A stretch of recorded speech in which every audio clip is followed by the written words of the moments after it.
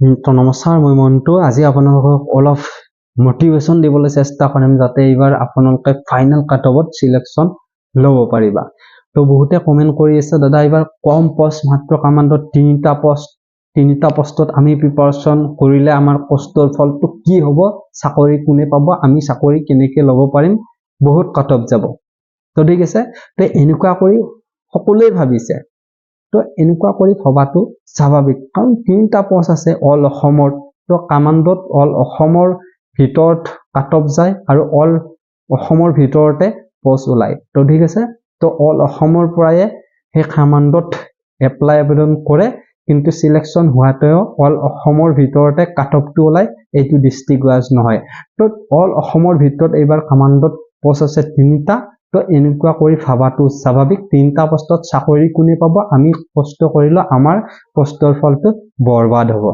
তো এনেকুৱা কৰি বহুতে ভাবি আছে। তো ঠিক আছে, তো এনেকুৱা কৰি যদি আপোনালোকে সকলোৱে এনেকুৱা কৰিয়ে ভাবে, কোনোৱে আবেদন নকৰা কৰি থাকে, তেতিয়াহ'লে সেই তিনিটা পোষ্টত সিলেকশ্যন পাব কোনে?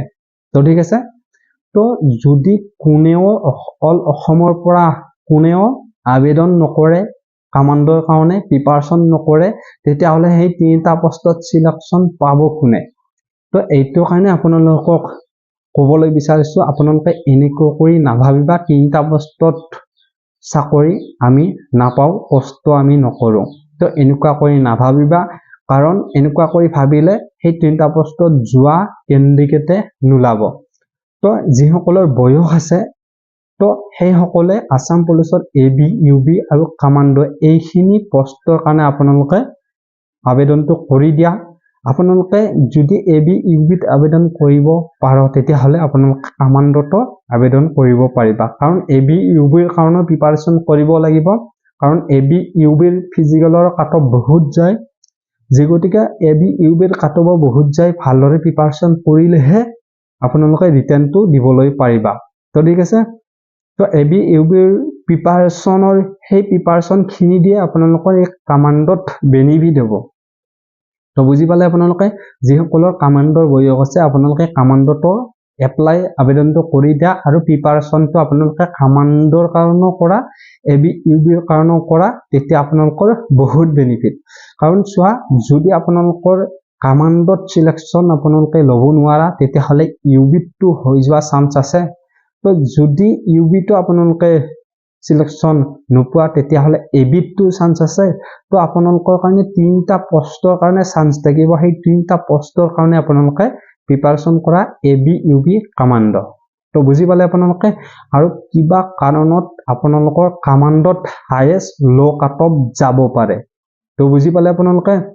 তো কাৰণ বহুতে ভাবি আছে আমি কামাণ্ডত এপ্লাই আবেদন নকৰো, তিনিটা পোষ্ট আছে, তিনিটা পোষ্টত ইণ্টাৰভিউ মাৰি একো লাভ নাই। তো এনেকুৱা কৰি বহুতে ভাবি আছে। তো সেইটো ভবাৰ কাৰণে কামাণ্ডত কাটঅফটো এইবাৰ হায়েষ্ট ল' যাব পাৰে, আমি ধাৰণা কৰা মতে।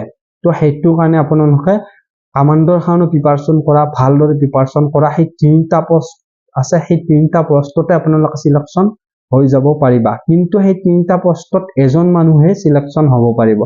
তো আপোনালোকে এইটো কথাই ভাবা, যিমান পোষ্ট আছে সেই ইমান পোষ্টৰ আপোনালোকক প্ৰয়োজন নাই, সেই এটা পোষ্ট লাগে, সেই এটা পোষ্টৰ কাৰণে প্ৰিপাৰেশ্যন কৰা। যি গতিকে এজন মানুহে এটা পোষ্টহে পাব।